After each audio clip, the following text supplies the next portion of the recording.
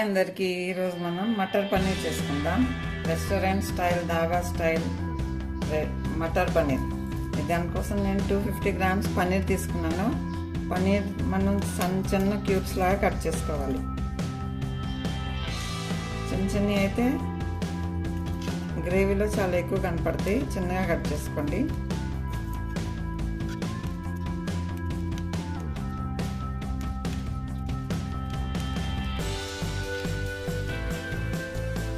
ఇది పక్కన పెట్టుకుందాం. ఇదిగోండి, ఆనియన్స్ ఇలా విడదీసుకోవాలండి. సన్నగా కట్ చేసుకుని విడదీసుకోవాలి. ఇలా విడదీస్తే మంచిగా ఈవెన్గా ఫ్రై అవుతాయి. ఇప్పుడు ఈ ఆనియన్స్ ఫ్రై చేసుకుందాం. ఇదిగోండి, ఆనియన్స్ వేసుకుంటున్నాను.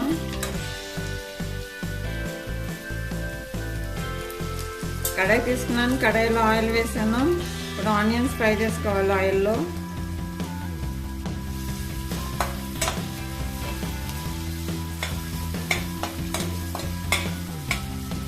ఆనియన్స్ అటు ఇటు తిప్పుతూ ఫ్రై చేసుకోవాలండి. గోల్డెన్ బ్రౌన్ అయ్యే వరకు ఫ్రై చేయాలి. ఎందుకంటే ఆనియన్స్ బ్రౌన్ అవుతున్నాయండి. ఈ టైంలోనే మీరు సెపరేట్ చేసుకోవాలండి. ఆయిల్ నుంచి తీసేయాలి. ఇంకా ఉంచారనుకోండి నల్లగా అవుతాయి.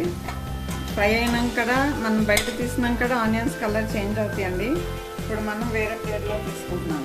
ఇక్కడ ఒక ప్యాన్ తీసుకున్నాను. ప్యాన్లో ఆయిల్ వేసాను. లైట్గా ఆయిల్ వేయాలి. ఇప్పుడు ఈ పన్నీర్ మనం దీంట్లో ఫ్రై చేసుకుందాం.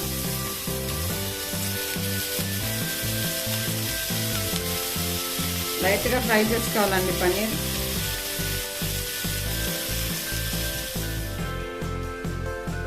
పన్నీర్ ఫ్రై అయిందండి. ఇప్పుడు ఈ పన్నీర్ మనం వేడి నీళ్ళలో వేసుకోవాలి. వేడి నీళ్ళలో వేసుకుంటే ఏమవుతుందంటే పన్నీర్ రబ్బర్ లాగా రెడీ అవుతుంది. ఒకసారి రబ్బర్ లాగా అవ్వకుండా ఉంటుంది, సాఫ్ట్గా ఉంటుంది వేడి నీళ్ళలో వేస్తే. 10 మినిట్స్ వేడి నీళ్ళలో ఉంచాలి. దీనిలోనే 4 ఎండుమిర్చి వేస్తున్నాను. 4 ఎండుమిర్చి నాంతా ఉంటాయి దీనిలో. ఇక్కడ 3 టమాటాస్ కట్ చేసుకున్నానండి. అలాగే ఎండుమిర్చి నానబెట్టాను కదా పన్నీర్లో, అది తీసుకున్నాను. ఇవి మొత్తం గ్రైండ్ చేయాలి. ఇప్పుడు ఈ ఫ్రై చేసుకున్న ఆనియన్స్ కూడా గ్రైండ్ చేయాలి. ఇది కూడా గ్రైండ్ చేస్తాను. ఇప్పుడు మనం కర్రీ చేసుకుందాం. ఇక్కడ కడాయి తీసుకున్నాను. కడాయిలో ఆయిల్ వేసాను. దీనిలో కొన్ని ఆవాలు, జీలకర్ర వేసాను. దీనిలోనే టమాటో పేస్ట్ వేస్తున్నాను.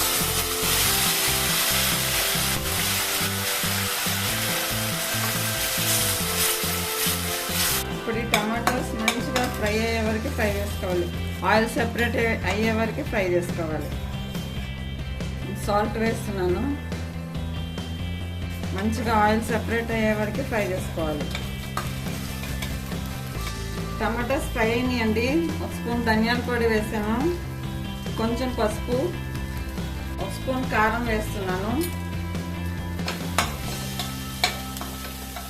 కొంచెం వాటర్ వేసి బాయిల్ చేసుకోవాలి.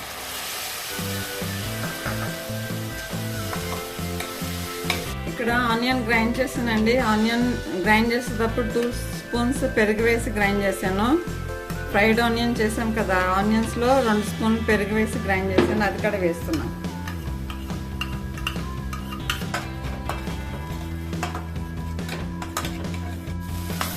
ఇప్పుడు ఈ మసాలా మంచిగా ఫ్రై అవ్వాలండి. ఆయిల్ సెపరేట్ అయ్యే వరకు ఫ్రై చేసుకోవాలి.